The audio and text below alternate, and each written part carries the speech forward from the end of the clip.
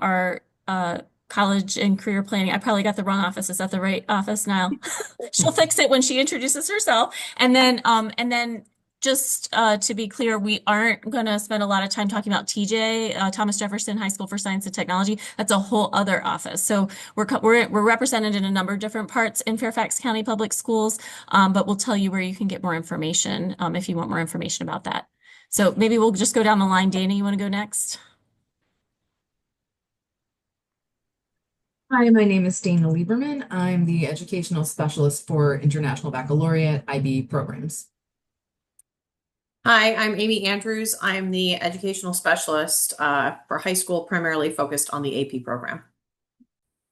Good evening. My name is Niall Sheikh. I'm the educational specialist for dual enrollment, or DE, in FCPS.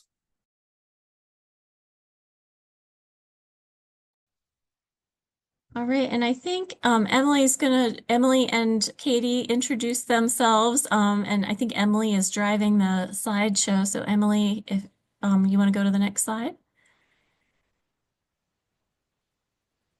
Oops, sorry. All right, so we're going to start with just a brief overview of understanding gifted education in Virginia, and then we'll talk more specifically about middle and high school services tonight. We had another webinar or workshop on April 30th, and if you are interested in the slides for that, Emily, would you be the person to reach out for if anybody wanted to get those after the fact now? Sure. Okay, so if you're here and you do have younger kids and you want to know more about our screening process for our services that go up through primarily in elementary school, a little bit in middle school, that's a presentation that is separate that we can send to you, and there's also a narrated slide deck on our website that will share with you that link so that you can watch that at your leisure if you want. But tonight we're really going to focus on middle and high school services and give you next steps and context for support. Go ahead, Emily. All right, so just to start off, what are our overarching beliefs in Fairfax? We believe that all students deserve an excellent education, and we have been pushing a lot of advanced academics into all of what we call Tier 1 instruction, what all students get. We are a pretty high achieving district, and so the schools are definitely giving access to a lot of rigor here. We also believe that it takes a village, and so we really want educators, families, and students to all work together. We have a focus in the district on amplifying student voice. We want to hear from them what their passions are. The teachers will assess, give them opportunities to talk about what it is that get them really excited, and it's really exciting to see what that looks like as students go from elementary to middle to high school, and some of the courses that they can take that the specialists will be talking about tonight that really let them show their passions are pretty cool to see. We believe that high expectations lead to high performance and that all students need opportunities to use their strengths and pursue their interests. So we do expect that most students are going to be taking advanced coursework at the secondary level. Our work as a K through 12 district is to be doing the work at the elementary level so that every student will be able to take whatever number of courses fits their interests and fits their goals. And so it's not an exclusive kind of look on what the advanced coursework should be in Fairfax. Go ahead to the next one.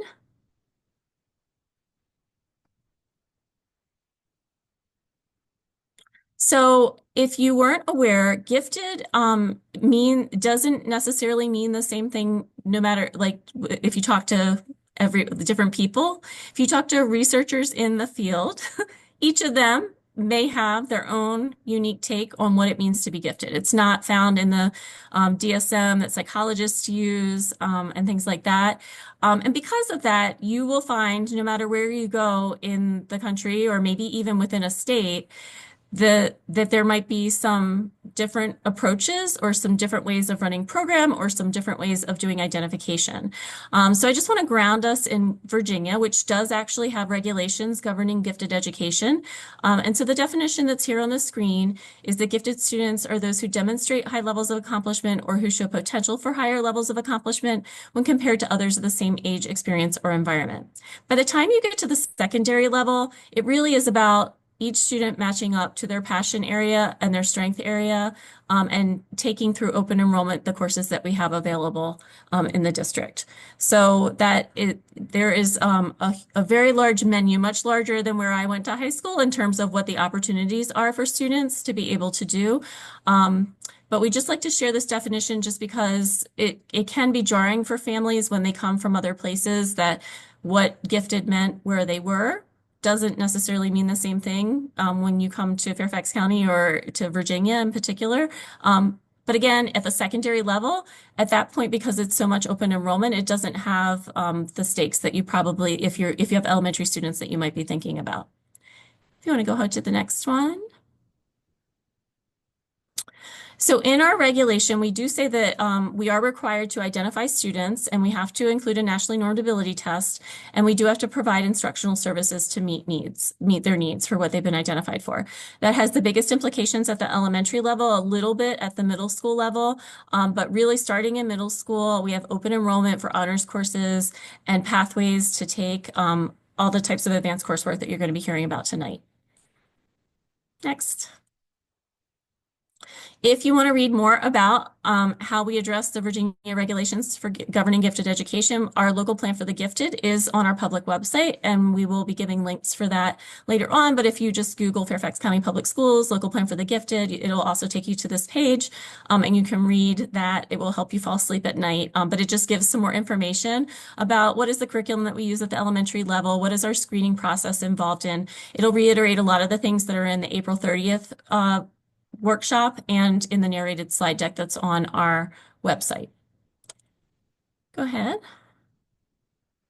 So these are our two goals in Fairfax County Advanced Academic Programs. We want to make sure we're developing talent for all of our students. So you'll find that reflected in how we do use advanced curriculum and strategies starting in kindergarten with all of our students, and our expectation that most students should be engaging in advanced coursework when they get to the secondary level. And we also know that not every student is the same. Some are going to have interests in math and science more than they do in the humanities, and other kids are going to be the exact opposite of that.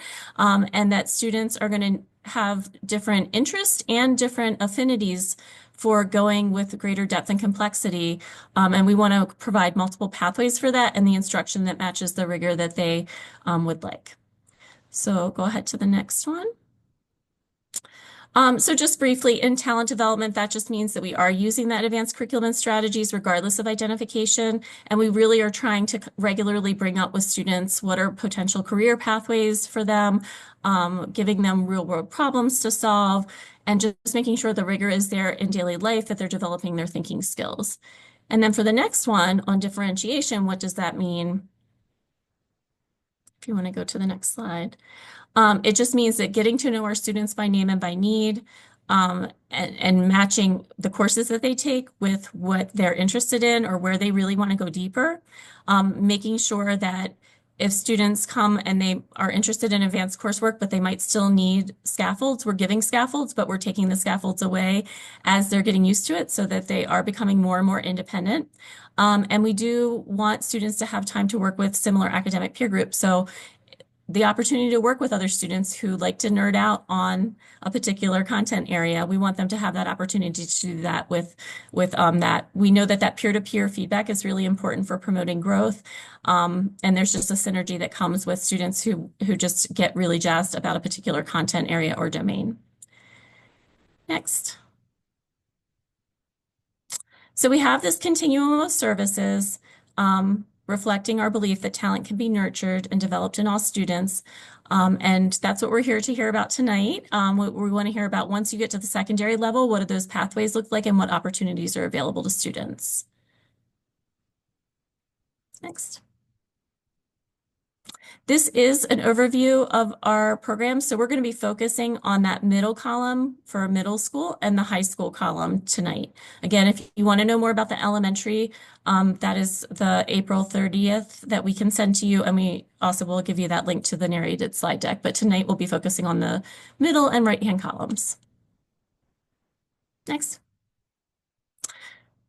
All right, just real quick, we also have in Fairfax County Public Schools a model that's been around since the early 2000s, which is really about, we know that some students may students are going to come from differing backgrounds. Some students are first generation college students, potentially. Some students may come from economically disadvantaged environments. Some students are multilingual learners. And so each of these types of things, we don't want to be a barrier to students accessing and being successful in advanced coursework. So Young Scholars Model is a model that we have where, in addition to the advanced coursework that students may take, schools do a variety of different things to make sure students may have the wraparound services that they need. So as an example, if students are going to need help with going through college application process, that's something that would be an example of something that a high school might do to support young scholars. There's also opportunities for if there are students who may need extra vocabulary to understand if they're a multilingual learner and they might need some front loading of vocabulary for advanced coursework. Sometimes schools might cluster group during advisory to be able to provide that type of scaffolding. So there's a lot of different ways this can look, but the bottom line is we want students to have what they need to be successful in advanced coursework. And this is one of the things that we try to do to make sure that happens. Next. We also have a focus on twice exceptionality in our district. If you haven't heard of that before, that means a student who both has advanced academic learning needs, and they also might have an IEP, an individualized education program, or a 504 plan, which fall under special education.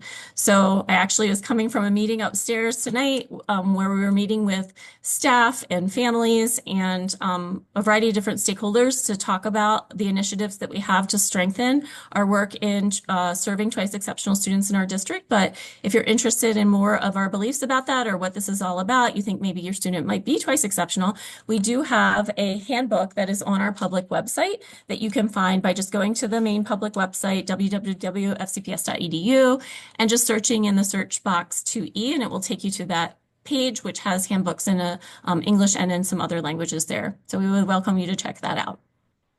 Next. So with that, I think we're kicking it off to the experts in these different areas of all these wonderful opportunities that your students will have when they come to Fairfax.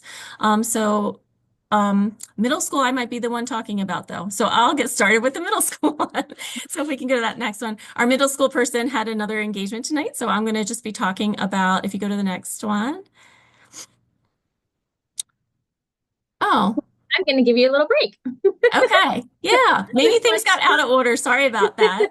I hope the honors one comes up later and we'll talk about it later, but go ahead, Katie, and talk about the MEC 3. Yes. So just as we want to keep in mind as we're looking through all the different AAP options and programs that we have in that continuum of services, we just want to reiterate that we have the Interstate Compact on Educational Opportunity for Military Children, also known as the Interstate Compact or the MEC 3. And this is really there to help protect our military families and help with those transitions into different academic settings.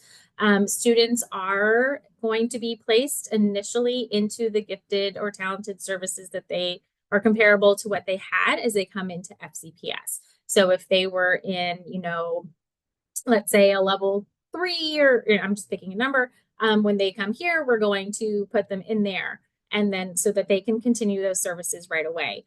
FCPS, though, just so you are aware, is able to reevaluate your student to make sure that they are in the proper placement of services. So you will start that services, and then we will reevaluate and see and make sure that they're in the right position to receive the best services that they need.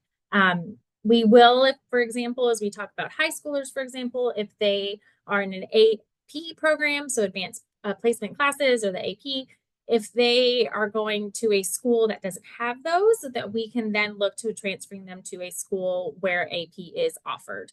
That also will fall underneath the compact as well. So just know that we have that there. If you have any questions about how the MEC 3 applies to your student when you are coming into FCPS, please reach out and we will answer those questions for you. And we also just want to note too that it doesn't necessarily cover everything. For example, we mentioned here TJ, since it has its own special application process, it's not going to automatically take you into TJ.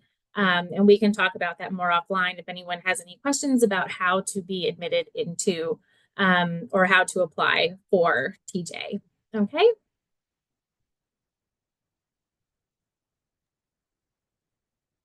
So I'll be talking about the IB Middle Years program, which is in grades 6 through 10 at select schools in the district. Next slide. So we have 14 schools in FCPS that offer the IB Middle Years program. We have 7 high schools and 8 middle schools. This program runs grades 6 through 10, and it's a whole school program. So every student in the building is in grades 6 through 10 is in the program. There's no application process. Students complete a personal project in 10th grade. There's a link there if you want to click on it. It's basically a passion project. Students can select any topic of interest and they do research and they talk about the obstacles they faced and the skills they developed. And then they do a big exhibition at the end. It's a really, really great project that we do in the MYP high schools. And we also offer the FCPS MYP certificate, which is given to students who complete the personal project, complete MYP assessments in their subject area classes, and who do a certain amount of service and reflect on that community service work.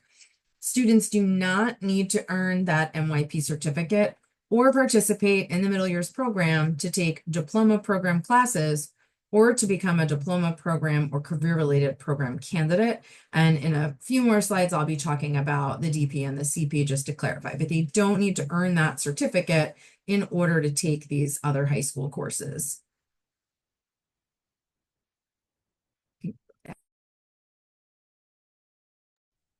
There's the honors. So I'll talk about that. I should have known we were going in the order of our continuum chart here. So, all right, if you want to go ahead to you'll see here from the continuum, we have honors courses in grades 7 and 8, and then we also have honors courses at the high school level. They are open enrollment. Before we go on to talk about honors, I do just want to point to the lower left column. You'll see that full-time AAP grades 3 through 8 that spans elementary and middle school. That is a continuation of something that students are identified for at elementary school. For a student, and they can be identified at the middle school level. We're not going to talk a lot about that tonight because that's a whole other presentation of like how does the application process work. But what we will say with relationship to the MIC3 is if your student is going into grades 3 through 8 and they're coming from a place and they have been in a program that's been a full-time program, that would automatically make them eligible to continue in that full-time program. If your student is coming in and they haven't been in that, let's say maybe they were in like a lot of programs will be like a pull-out program for 1 day a week. That translates into, at the elementary level, part-time AAP. And in the middle school level, it translates into like probably kind of how many honors classes you will be likely to enroll in. But we can also, if your student comes from a place where they didn't have an opportunity to be in a full-time program, but you want to see if they could be eligible for the full-time program, we will screen students who are moving new to the county and military families for that. If you've already been in one, it's an automatic eligibility. It still goes through a process in our office so we can communicate with transportation and all the different people who need to know. And then if your student hasn't been through that, they can go through that. And that is included in the April 30th presentation if you want to know more about it. So let's talk about honors classes. They're open enrollment. You don't have to go through any sort of application process about that. If you want to go to the next slide, Emily. So in middle school and high school in grades 6 through 12, honors classes just provide those opportunities for students who want to be challenged in one or more subject areas. So you can sign up for 1, you can sign up for 4, you can sign up for as many as you want. So students in the academic advising process will decide in which areas they want to do that. We do have an honors framework that kind of leads, well, what does that mean? And a brochure for families that we'll provide to Emily and Katie to be able to send out with a follow-up email. If you want to talk over with your student, we have some questions for students about what they're thinking about that helps them pick in which areas might they want to take some honors courses in. So that's something we can send as a follow-up. Next. All right, I will be talking about these 3 other programs at the high school level, just giving you a quick overview before we go into AP. Next slide. So in terms of similarities between advanced placement, international baccalaureate, and dual enrollment, we have all three of these programs in FCPS. In these programs include college level courses that are taught at the high school with the potential that the student can get college credit.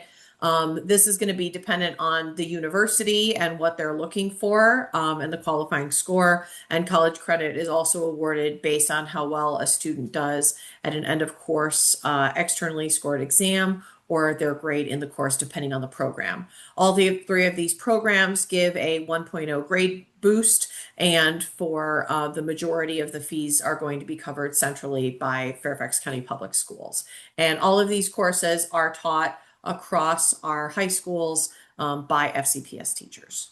Next slide. So in terms of some differences between dual enrollment and then AP and IB, so as far as a prerequisite, as is mentioned here, AP and IB are open enrollment to all students. However, there are certain prerequisites that your student would want to talk to their counselor about as far as for dual enrollment, making sure that they meet the minimum GPA or placement test requirements. In terms of credit, so for dual enrollment, there's not a separate externally scored exam. And so the credit is based on how well the student does in the course of a grade of at least a C or higher, compared to in AP and IB courses, students take exams in the spring of when they take the course. These are externally scored early in the summer and they get their score back. And then that score determines whether or not they have the potential to earn college credit. In terms of funding, all of our dual enrollment courses that are connected to NOVA are paid for by Fairfax County Public Schools. However, we do have some partnerships with some other colleges and universities, which do require students paying a tuition, but this is at a dramatically discounted rate than if they were taking courses at those schools. In terms of AP and IB, the Fairfax County covers the first 6 exams over the course of a student's time in high school. And we do have some additional funding and assistance for students who may qualify for free and reduced meals. In terms of access, dual enrollment is at the majority of FCPS high schools within our academies and also online campus. And AP and IB, there's a little bit of difference as far as in which schools offer which programs. 8 high schools offer the IB program, and AP is at most FCPS schools and also in online campus. Next slide. I will talk a little bit about transfer requests for a curricular program. So again, we have 8 high schools that are IB. Some of them may offer 1 or more AP courses, and most of them offer 1 or more dual enrollment courses. Our other high schools are AP, and AP schools are not allowed to offer any IB courses. Families living off installation can request a transfer for curricular reasons. So if you were zoned for an AP school, but you want to go to an IB school, you can transfer through the process that's described on the FCPS transfer site. You can go the other way as well. If you're zoned for an IB school and you'd prefer to have your student take AP courses, you can transfer to an AP school. There are several other reasons, including world language, our Global STEM Academy, the Lewis Leadership Academy.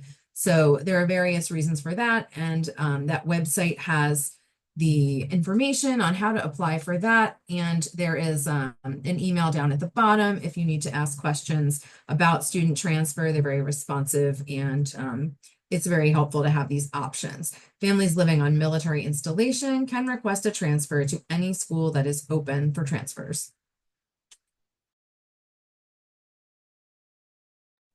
Okay, so now just a little bit to look at the AP program specifically. Next slide.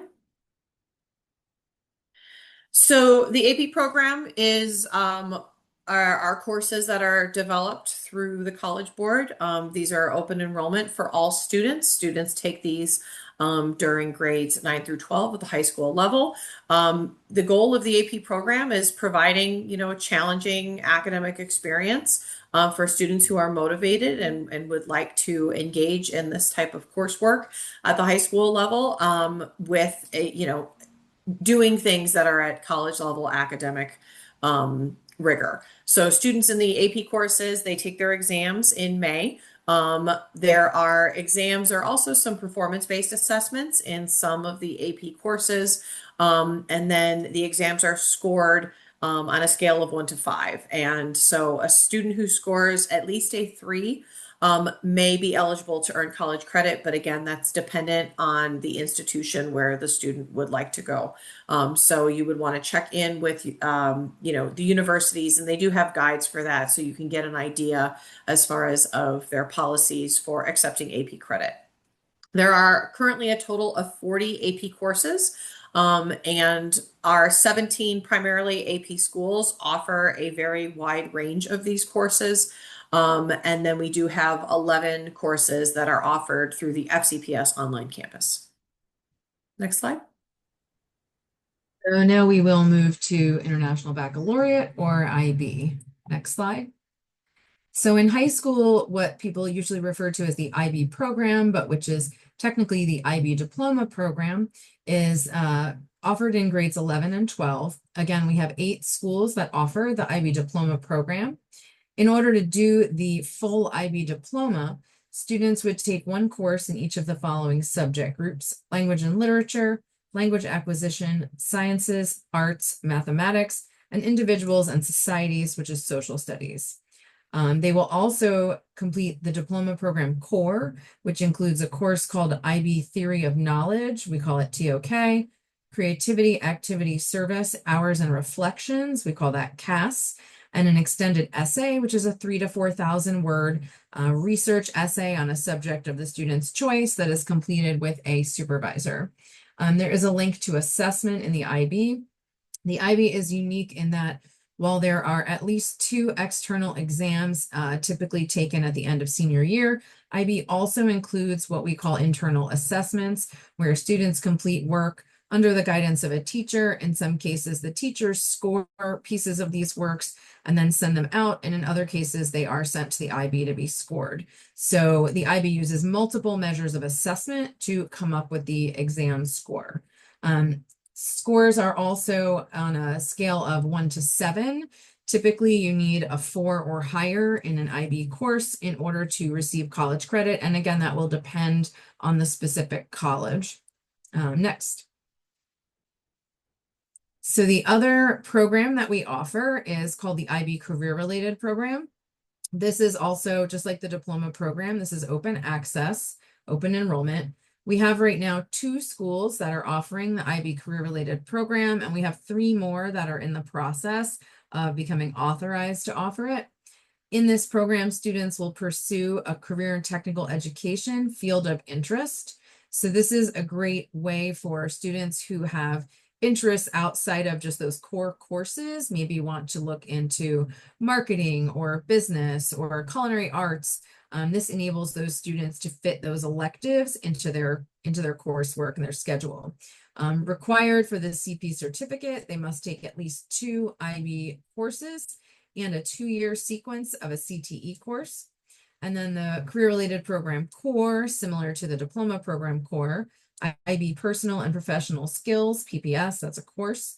They have to complete service learning, language development, so some world language, and a reflective project, which is similar to the extended essay, but can take a number of different formats. Next slide. So within the IB in our 8 high schools, students have 3 options. They can pursue that full IB diploma where they have to take that full suite of courses across all subject areas and the core. They can take any IB diploma courses in areas of interest or strength. So anything they like, 1 or 2, they can combine with AP online campus or AP being offered in their building. They can take dual enrollment courses. So they can kind of mix that up. And they can also pursue the IB career related certificate if their school offers the program. So again, these 3 options, students do not have to do that full IB diploma option unless they would like to. Next. We'll be covering dual enrollment now, so you can go to the next slide. All right, so dual enrollment is available for majority of the courses are geared to our 11th and 12th graders.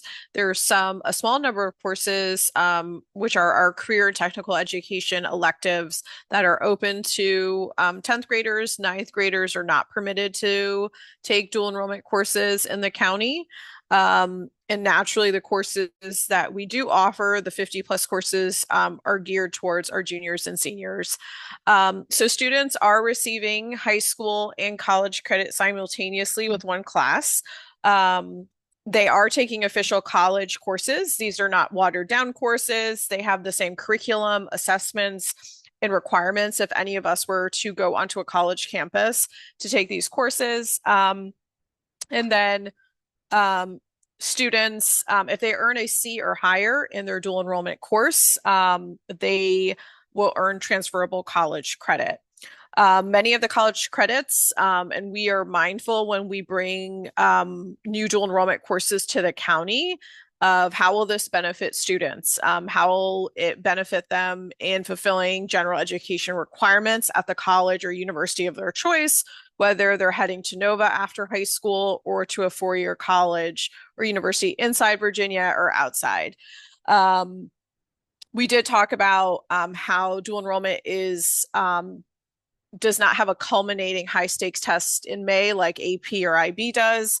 However, the difference is students do need to meet eligibility requirements, and this is actually laid out by the college. So the college that we are affiliated with is Nova, Northern Virginia Community College. That is the provider of most of our dual enrollment courses. And then we have a few partnerships with some other local universities, which we'll talk about in just a moment.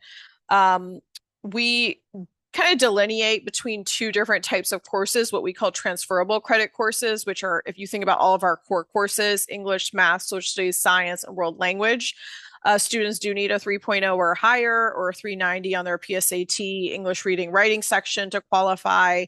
Our non-transferable courses are going to be our career and technical education courses that requires a 2.0 GPA to enter, and these are DE optional courses. So it is the student's choice to dual enroll, but our transferable credit courses, the students are required to dual enroll, which entails applying to Nova, meeting the qualifications and registering for the class, and of course, receiving parental consent.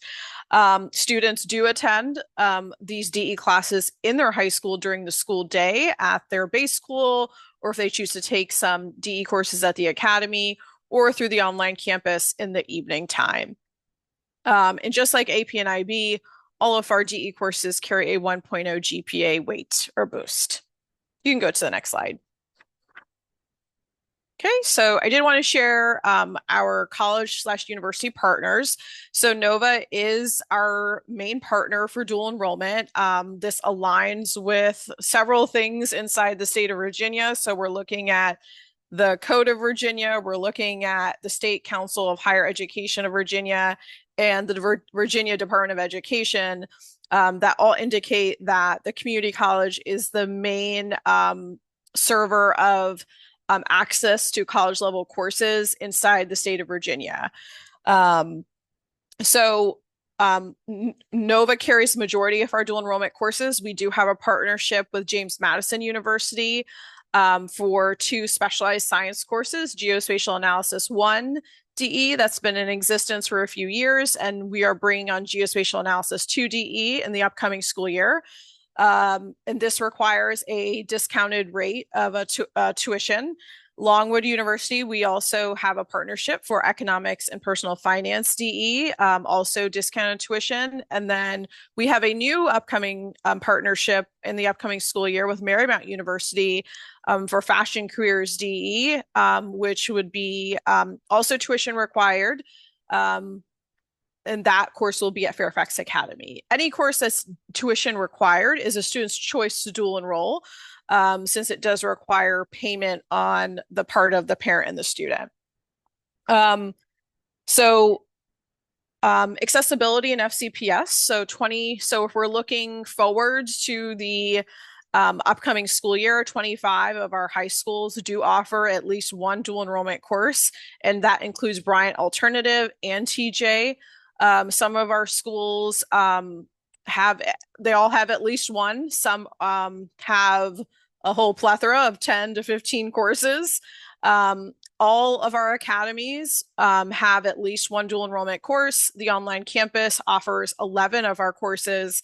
And actually, online campus is our what I like to say is our biggest provider or location for dual enrollment.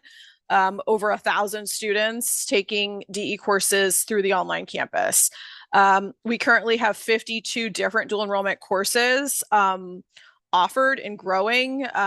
We're about to add probably at least 5 more in the upcoming school year for course review process. And we also have 200 dual enrollment teachers that are credentialed, approved by NOVA. With our partners with James Madison and Marymount, those teachers are credentialed as well. And then the upcoming school year, we will have 41 new dual enrollment teachers. So that indicates how much our program is growing and how much student and parent interest there is. Thank you.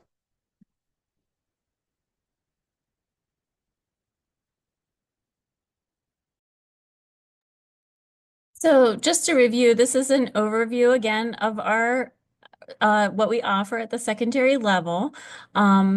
And we do just want to express we want lots of different pathways open to students in Fairfax. So hopefully what we presented to you tonight did reveal that we have lots of different opportunities for students and that every student should be able to find their pathway and engage in multiple different programs and pathways or types of courses that will meet their interests areas and strengths.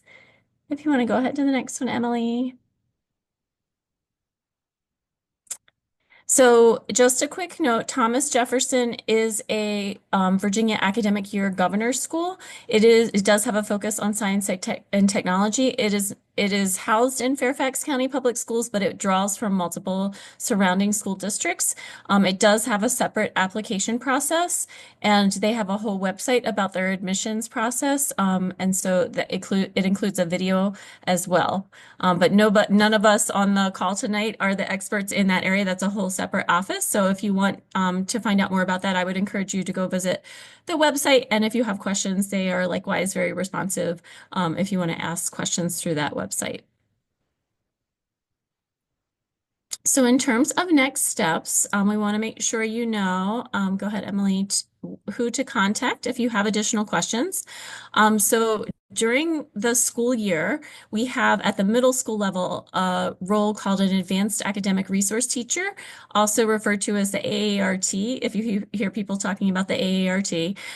They are the experts in what is the honors class, and they're actually at the middle school level are multiple experts, but they work with the teachers a lot to make sure there is rigor and one of our big things that we want to make sure is happening is that it really is challenging in terms of depth and complexity and not just piling on tons and tons of work for students. So they are regularly working with the teachers, making sure that is part of the guiding principle that's going on. The directors of student services are also experts and they work year round. There are administrators in the building, and so you could reach out to them either at the middle school or the high school level as experts and for some advice on meeting your students' needs. And then also during the school year, only at the middle school level, the school counselor. And we just say that because those folks aren't on a year-round contract.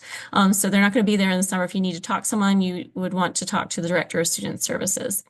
If you want to talk big program types of questions, that would be all of the folks who are here on this call, Niall, Amy, Dana, and myself, and we are happy to talk to you. If it's more, what does a specific school offer, then I would say reach out to the school. And there is our email address and our phone number that are there.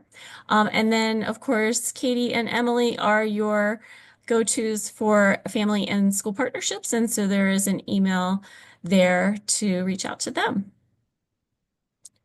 And we haven't had any, we have not had any questions come up. So I hope it's because everything that we've been talking about has been very clear. It also maybe is a little overwhelming. I mean, there's so many opportunities, and some of these programs have acronyms, like DP, CP, all the things. So maybe you just need a little bit of time to absorb. Also, we just want to point out that we do have presentations on our public website. If you go to the main FCPS website and you go down to where it says program overview, there's a section that says presentations, learn more about advanced academic programs and services. And if you click on that little button, it'll open up several different narrated slide decks that you can look at your leisure if you want to hear this again, or go in more in depth about maybe something that we didn't talk about tonight. And I think that that may have been it. This is just a reminder about how you search on our public website. And if you just enter AAP into the search field, that'll take you to that website that was shown on the prior slide. Well, thank you all so much. We can stay for a few more minutes if anyone does have any questions that they would like to drop in the chat, or in the Q&A, we can answer those. I selfishly wanted to hold this workshop because I have my own daughter will be going up into high school soon. So I wanted to know all the differences between our different programs. So I definitely learned things myself. And thank you all for your time and for explaining these programs. And I will say that these ladies are very receptive to helping our families and want to help you as much as they can. And we'll get back to you as soon as possible.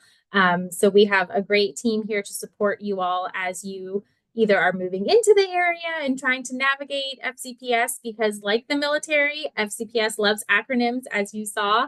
But we are all here to help you all as you navigate into FCPS. And for those of you that are here and are looking into moving into high school or into middle school, we are all here to help support you with those transitions because they are quite different from elementary school.